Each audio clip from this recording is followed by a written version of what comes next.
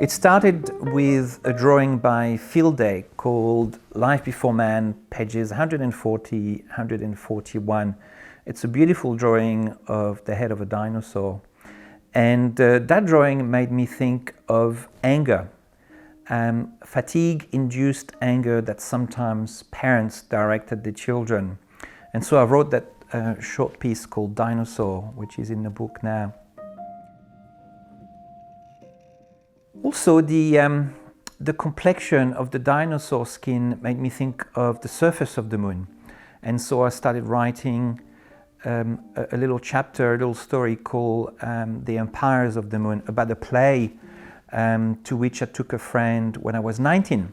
And when I started writing that piece, I realized that I had not thought of that friend in 25 years.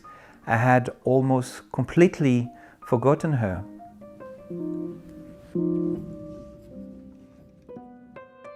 It's a novel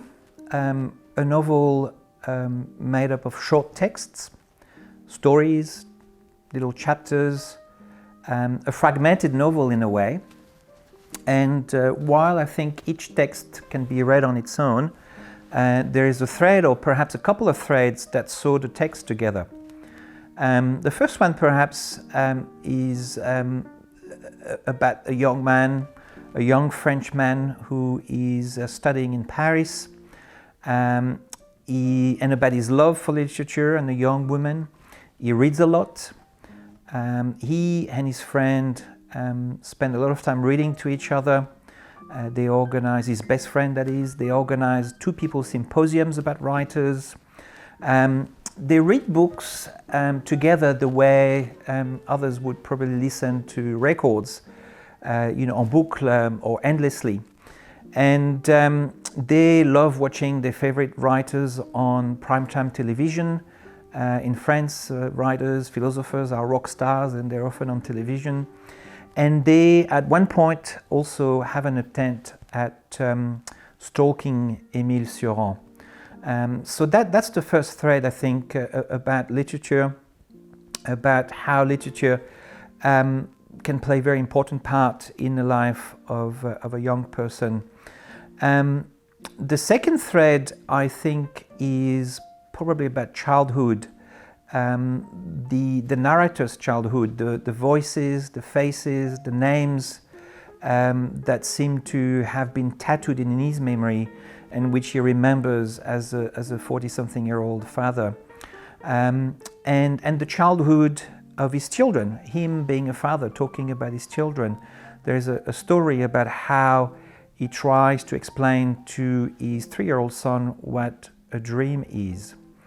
So I think these are the 2 threads, the 2 main threads. There's a story about potatoes, which has no connection whatsoever to these threads, but I just couldn't resist having it in the book because I had so much fun writing it.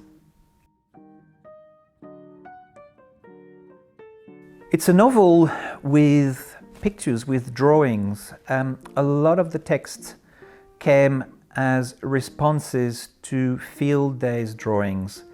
In late 2018, Phil was preparing for an exhibition in Melbourne, and he started showing me the pictures he was intended to show at that exhibition. And a lot of these pictures took me back to my youth, to my childhood. That started with Life Before Man, pages 141, and a dinosaur. And these pictures somehow kept bringing me back to that period of my life from which I took raw material for the book. The book is a kind of personal mythology, a mythology made up of faces, voices, names, places. For instance, the faces and the voices that we see and hear on television when we are young, when we are a child, which then stay with us, that we never forget. Events of our youth, even small events become part of that mythology. And the narrator talks about events that mean much more to him now than they meant at the time they happened. He elevates some of these small events from his youth, his childhood. So the stories make a kind of, they are like little foundational tales. You know, how the narrator started reading, started writing, what he found beautiful, what made him anxious,